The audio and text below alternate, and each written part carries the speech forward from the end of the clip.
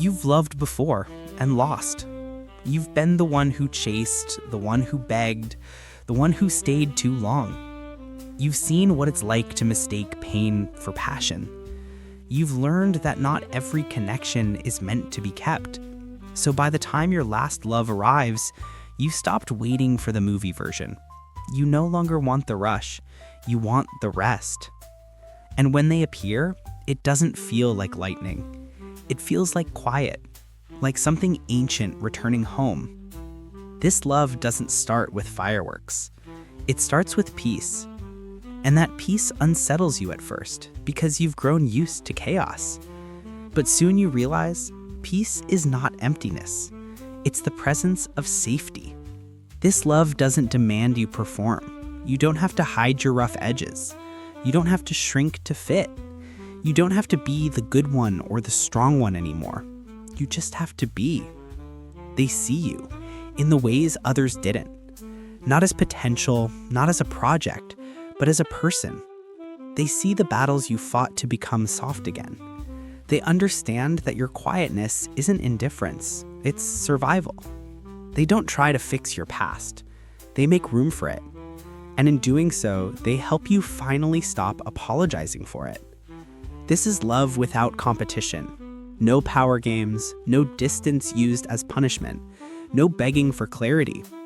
You both choose each other in small, consistent ways, not through grand declarations, but through quiet presence. You know how rare that is. You know what it costs to reach that place. How many heartbreaks, how many lessons, how many nights you spent wondering if real love even existed. And now you realize it does.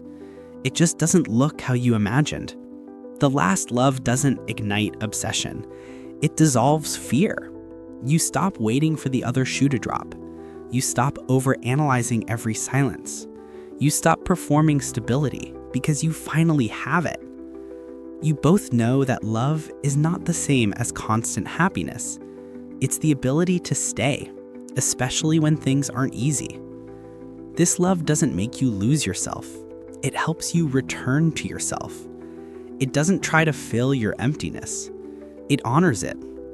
It sits with you in the dark without trying to turn on the light too soon. The psychology of the last love is the psychology of healing. It's what happens when your nervous system finally stops mistaking anxiety for affection. When you stop running after people who trigger your wounds and start choosing the one who tends to them. It's when love no longer feels like survival, but sanctuary. You finally understand that true love isn't measured by how much it hurts, but by how gently it holds. It's not a test. It's a resting place. You'll notice it in small things. The way your body relaxes when they enter the room. The way you laugh more often. Not because they entertain you, but because they bring you peace. You realize that love is not supposed to be a storm you survive. It's the weather you learn to live in. And when you look at them, you no longer think, please don't leave. You think, even if you did, I'd still be whole. Because the last love doesn't complete you. It meets you, whole to whole. If someone asked you what this love feels like, you'd say it feels like silence after years of noise. Like forgiveness after decades of trying to be enough. Like coming home, not to someone else, but to myself.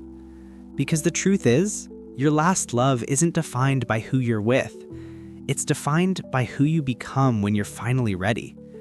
The first love awakens you. The last love grounds you. And everything in between, that's where you learn what kind of soul you have.